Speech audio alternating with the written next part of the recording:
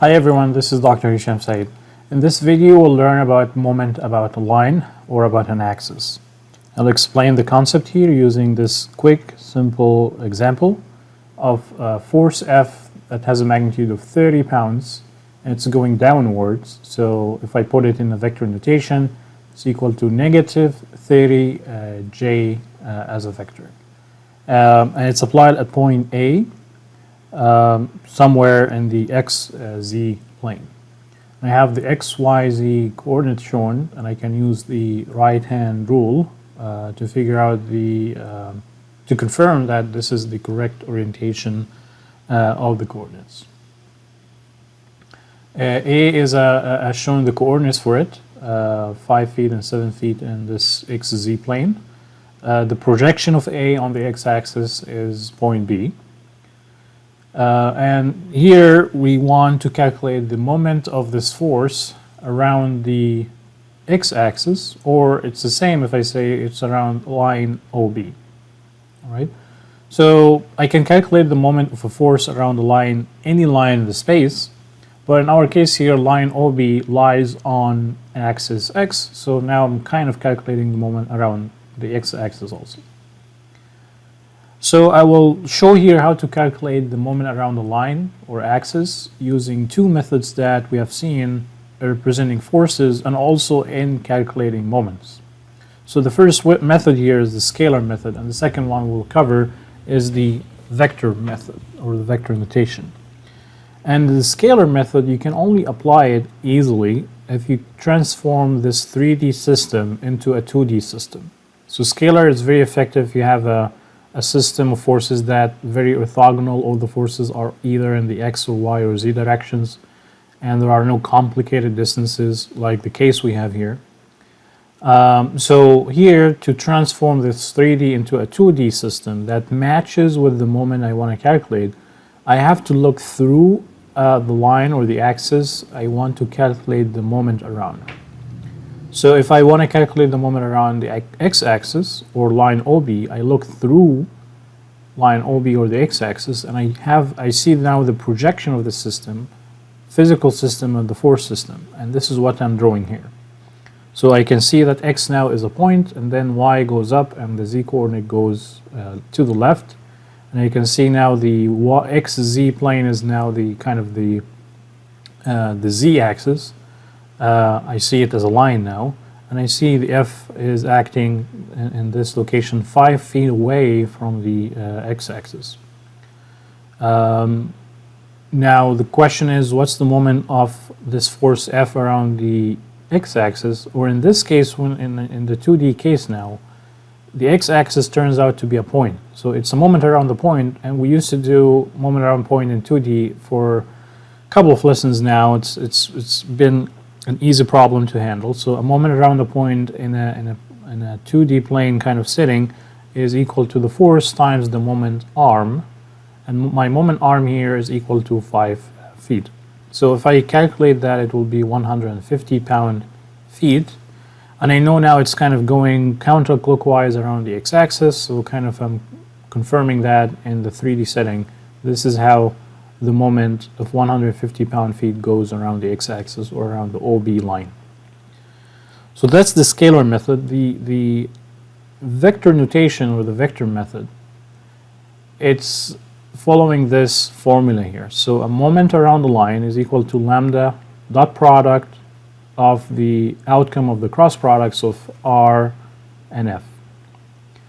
And from the algebra of matrices, we know that the cross product gives us of two matrices or two vectors gives us a vector.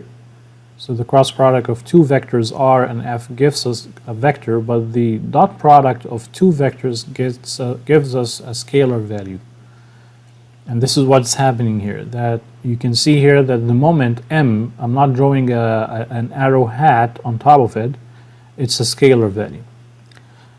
Unlike in the previous lessons, we learned about the moment around a point in space, and it's actually just r cross f. And in this case, the moment is a vector. But in our case here, when you calculate the moment around the line or axis, the moment is a scalar value. So this is a big distinction here. Lambda here, and we'll see what's lambda, makes us or gives us here in this case a scalar value. So what's lambda? Let's start first with the thing we know, r. R is the position vector from any point on the moment line or the line or the axis I want to calculate the moment around to any point on the line of action of the force. So now I have unlimited possibilities of drawing kind of a line between the action line of the force and the line of the moment. So many possibilities here. So for this example here, I can draw many lines between the F red line here I'm showing and the green x-axis line. But for this case here, I can represent it as the line between O and A. So the position vector OA, ROA, is a possibility to plug in this formula. And in our case here, ROA is just basically a vector representation of the coordinates of A. So it's 7i plus 5k. Remember that the vertical axis here is not z, is y. So this is r. The F vector is the vector representation of the force. So now what's lambda? Lambda is the unit vector of the moment line or axis. So in our case here, we want to calculate the moment around the x-axis or around the OB line. So the unit vector, the direction of the x-axis is basically equal to I. And also the direction of OB is equal to I. Pay attention here that I'm saying lambda OB, it's not lambda BO, because the direction here will be very important to stick to. So OB is in the direction, I'm moving from O to B, so that's a unit vector positive 1I. But if I flip it lambda BO, it will be negative I. So let's make a note here that the order of OB here makes a difference, or is very important. So now I kind of understand the formula for a vector, the moment calculation around an axis. So let's see if I apply this formula, will I end up with the same answer I got from the scalar method. So MOB is the same as saying as the moment around the x-axis is equal to lambda x dot product of ROA cross product with F. So to represent this calculation here, we will represent it as a matrix in a matrix format. The first line here, or the first row, is lambda x. The second one is ROA. The third one is the force. If you remember the moment around a point in space, the first row here of the matrix was ijk, because remember we get out of this a vector for the moment. In our case here, we get a scalar value for the moment. So if I get the determinant of this matrix, or at the end here, I'll end up with positive 150 pound-feet. And you can see it's matching with my answer before.